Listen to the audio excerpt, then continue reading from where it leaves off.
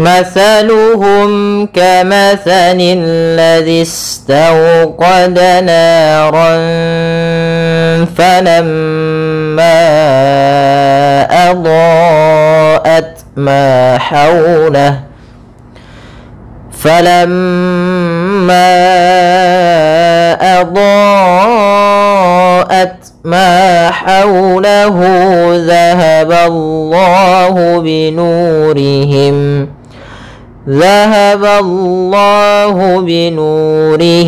وتركهم في ظلمات لا يبصرون. Pada bacaan mathaluhum di sini ada huruf tha. As-tha makhrajnya yaitu dari ujung lidah kita, ujung lidah menempel dengan gigi seri atas.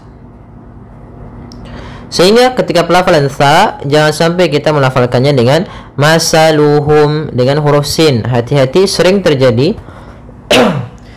ya, yang kesalahan adalah mengganti huruf tha dengan huruf sin sehingga dibaca masaluhum. Tidak, tapi dia tha. Mathaluhum. Kemudian di sini ada mim mati bertemu dengan huruf kaf, maka kita namakan dengan izhar syafawi. Izhar syafawi, yaitu suara mimnya harus jelas dan tidak boleh ditahan. Mathaluhum kamathali. Sama di sini tha jangan dibaca dengan sin. Jangan juga dibaca dengan shin. Misalnya kama syali, tidak, tapi kama tha thanil ladzi. Kemudian di sini pada lafal alladzi ada alif lam syamsiyah. Alif lam syamsiyah yaitu alif lam yang ditulis tapi tidak dibaca alif lamnya sehingga langsung ke huruf lam yang ketiga, yaitu lam yang ditasydidkan. Maka di sini ada lam yang berharokat tasydid. Kamathalil ladzi istawqada nara. Kemudian pada lafaz this, ini pada dasarnya ya sukun ketika didahului kasrah maka dia panjang. Akan tetapi di sini huruf ya-nya tidak dianggap ada karena dia setelahnya ada alif yang dia tidak berharokat kemudian bertemu dengan huruf sukun. Maka kaidahnya ketika ada huruf sukun maka yang dianggap adalah sukun yang terakhir, maka langsung ke huruf sin. Hati-hati juga di lafal huruf dzal.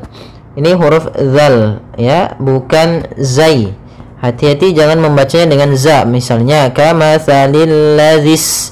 Maaf, kamathalil lazis dengan zai. Tapi dia kamathalil ladzis dza zis. Sempurnakan sifat sinnya. Sin yang dimana dia punya sifat hamas, mengalirnya nafas kita. Kemudian dia juga sifat sofir yaitu ada desisannya seperti desisan burung. Kemudian istawqada nara. Kemudian pada lafal tau di sini ada bacaan lin. Bacaan lin yaitu suaranya adalah lembut pada lafal waw sukunnya. Istawqada, istaw dengan dimonyongkan bibirnya. Istawqada naran fa. Kemudian pada lafal na ada fathah bertemu alif, maka dinamakan dengan mad tabi'i. Panjangnya berapa harokat? Mad tabi'i panjangnya 2 harokat. Kemudian naran fa. Di sini ada fathatain bertemu dengan huruf fa, maka kita namakan dengan bacaan ikhfa, yaitu suaranya harus disamarkan, suara tanwinnya disamarkan kepada huruf fa. Maka makhraj huruf fa, makhrajnya adalah gigi atas, gigi sari atas bertemu dengan bibir bawah. Maka fa ada aliran nafas. Fa memiliki sifat yaitu hamas. Hamas artinya mengalirnya nafas.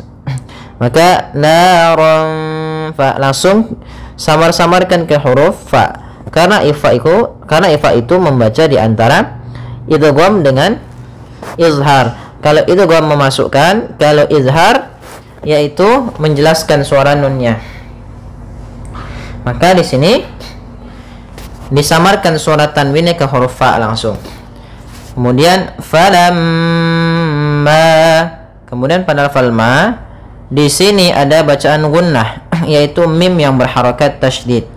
Maka suaranya harus ditahan dulu gunnahnya.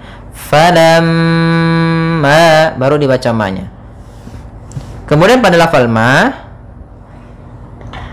ada bacaan mad jaiz munfasil, yaitu adanya huruf hamzah yang datang setelah huruf mad dan hamzah tersebut di lain kata. Maka mad jaiz munfasil bisa kita definisikan yaitu apabila adanya huruf hamzah yang datang setelah huruf mad dan hamzah tersebut berada di lain kata, maka dinamakan dengan mad jaiz munfasil. Untuk panjangnya adalah 4 harokat. Kalau kita uraikan, mad artinya panjang, jaiz artinya boleh, munfasil artinya terpisah. Maka yang dimaksud dengan terpisah yaitu hamzahnya terpisah daripada huruf sebelumnya atau di lain kata. Panjangnya kita panjangkan 4 harokat. Maka cara membacanya yaitu falamma adha'at.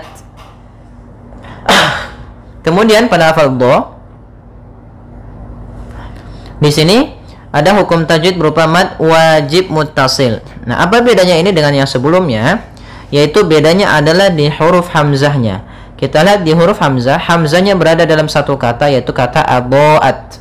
Sehingga dinamakan dengan wajib karena ini memang wajib kita panjangkan sepanjang 4 harokat atau ada yang mengatakan 5 harokat. Kedua-duanya kuat.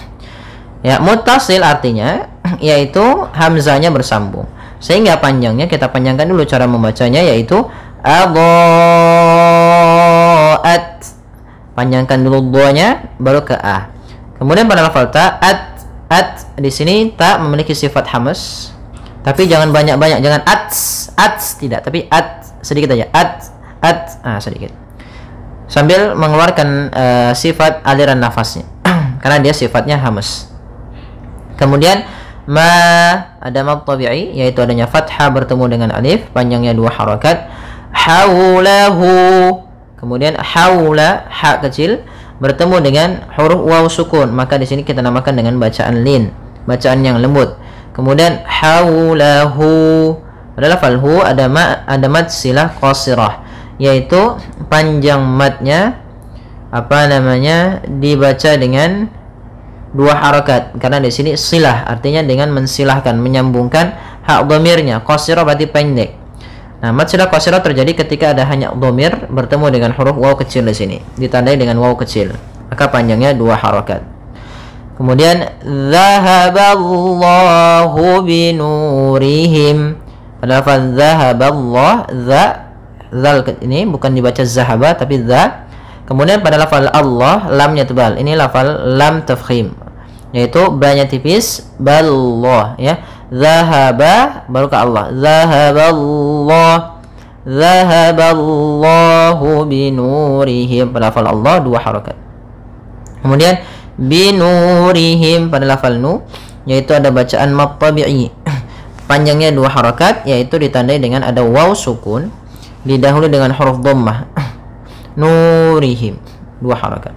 Kemudian izhar syafawi pada huruf mim, yaitu izhar syafawi.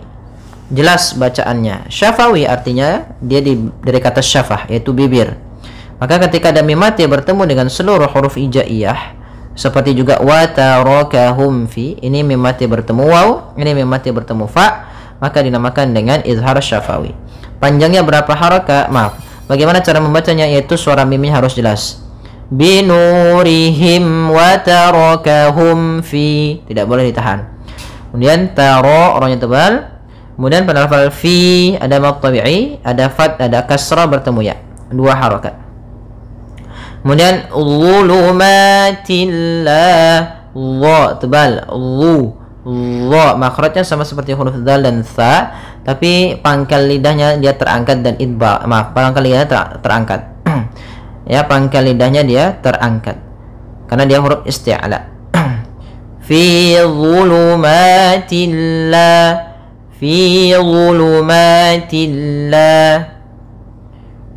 maka dia dan dia Allah juga termasuk huruf, yaitu huruf idbaq ya, langit-langitnya melekat ke atas. Kemudian ma ada mad tabi'i yaitu fathah bertemu alif, panjangnya 2 harokat. Tilla ada tanwin bertemu lam, maka dinamakan dengan idgham bila gunnah.